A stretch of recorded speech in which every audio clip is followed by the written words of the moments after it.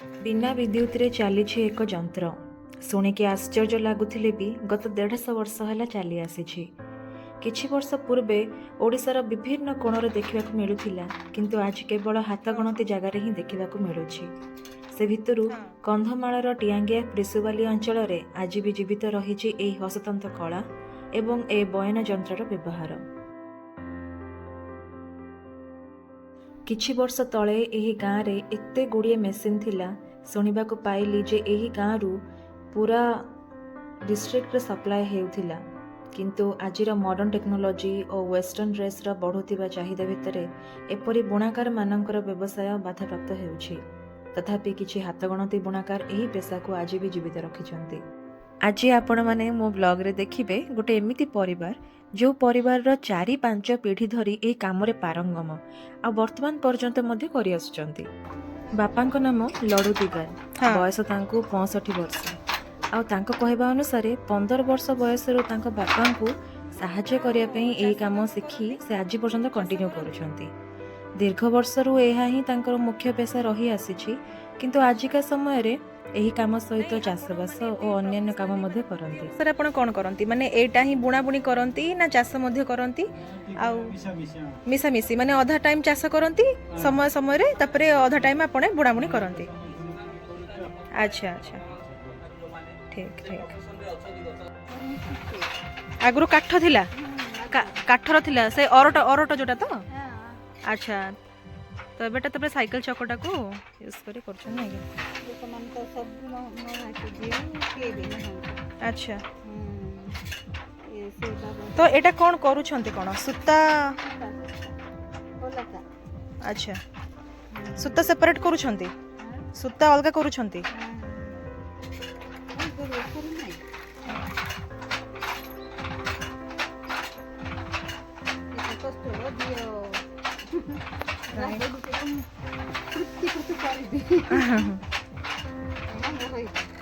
आपण एटा आगुरु करूछंती ना एठी आसिला परे जानिले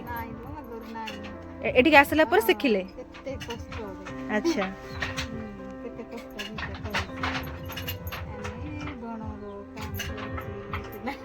हाँ हाँ एठी आसिला परे आपण धीरे धीरे सिखिले से बैठो बापा को सहाय्य करूछंती अच्छा नहीं हम कष्ट ही देखिकी ही लगुच मते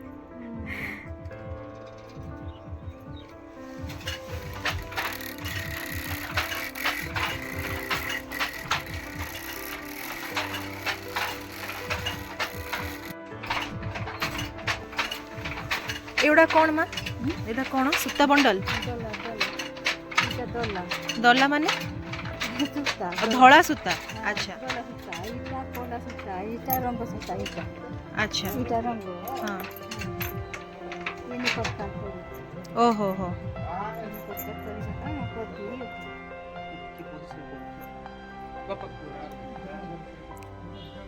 ए सूता बंडल टा किणुछंती ए सूता बंडल किणुछंती एटा अच्छा ए बंडल किनला परे एटा धोई की ताठू सूता बाहर करछन सरू करी की अच्छा केते सिस्टमैटिक जिंस सब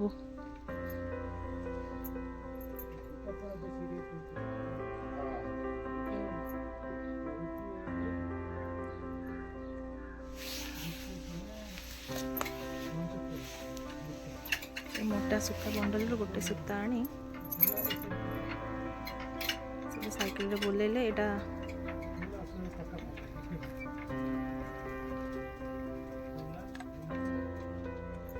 केते सिस्टमैटिक जिंस सब देख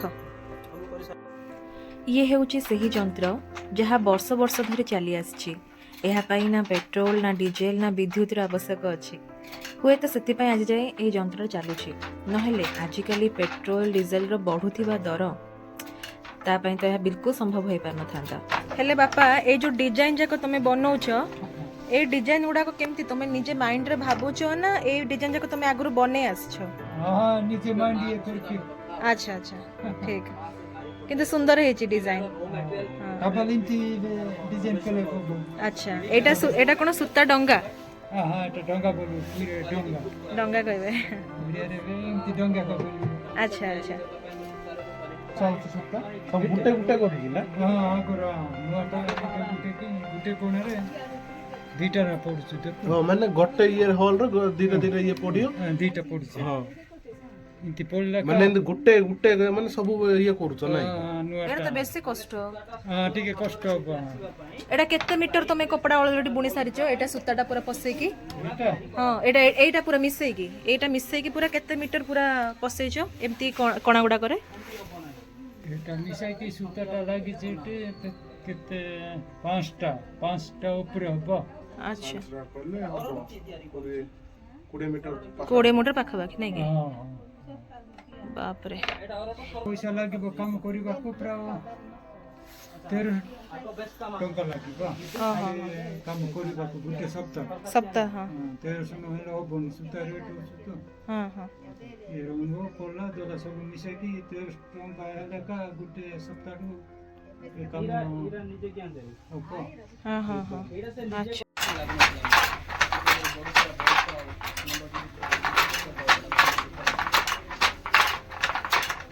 ଏ ସୂତା ଡଙ୍ଗାଟା ଏଇଠୁ ପୁଣି ସେପଟକୁ ଯାଉଛି ସେ ଦୌଡ଼ ଟାଣିଲା ପରେ ହଁ ହଁ ହଁ ସେଇଟା ପଚାରି ଟ୍ରିକ୍ ଆଉ ଗୁଡ଼ରେ ଖାଇଲେ ପଟେ ତୋରେ ମାରି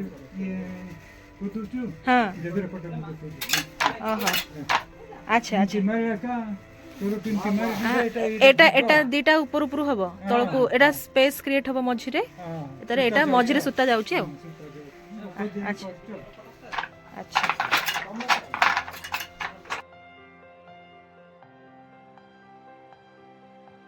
ପାଖାପାଖି 3 ହାତର ଟାୱେଲଟା ମୁଁ ଧରିଛି ଆଉ ବିଶ୍ୱାସ କରନ୍ତୁ କ୍ୱାଲିଟି ଏତେ ବଢ଼ିଆ ଲାଗୁଛି ଆଉ ସେଇଥିପାଇଁ ହିଁ ହ୍ୟାଣ୍ଡଲୁମ୍ ଖାଲିଟାରେ ଫେମସ୍ ନୁହଁ କିନ୍ତୁ ମୁଁ ବାହାର ଜାଗାରେ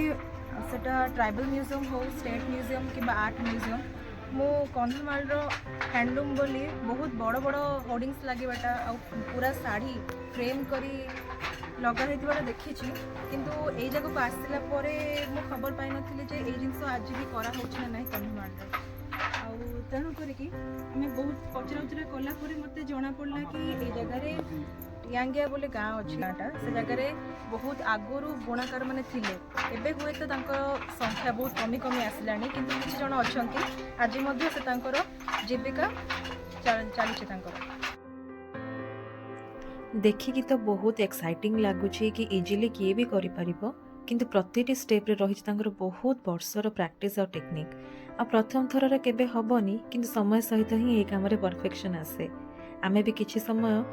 ଏ ମାଆଙ୍କୁ କନଭିନ୍ସ କରି ସୂତା ସେପାରେଟ୍ କରିବା ଶିଖିଲୁ ଆଉ ଆପଣମାନେ ବି କେବେ କନ୍ଧମାଳ ଆସିବେ ଯଦି ଏହି ଗାଁକୁ ଆସି ହାତ ବୁଣା ଲୁଗାଗୁଡ଼ିକ ନେଇପାରିବେ। ବାପାଙ୍କର କିଛି କାମ ଥିଲା ତେଣୁ ଆମେ ତାଙ୍କର କାମ ମଝିରେ ଟିକେ ଆସି ଡିଷ୍ଟର୍ବ କଲୁ ବହୁତ ଜୋରସେ। ତେବେ ଆଜିର ବ୍ଲଗ୍ ଏଇଠି ଶେଷ ହେଇଛି। ଭିଡ଼ିଓଟିକୁ ଶେଷ ପର୍ଯ୍ୟନ୍ତ ଦେଖିଥିବାରୁ ବହୁତ ବହୁତ ଧନ୍ୟବାଦ।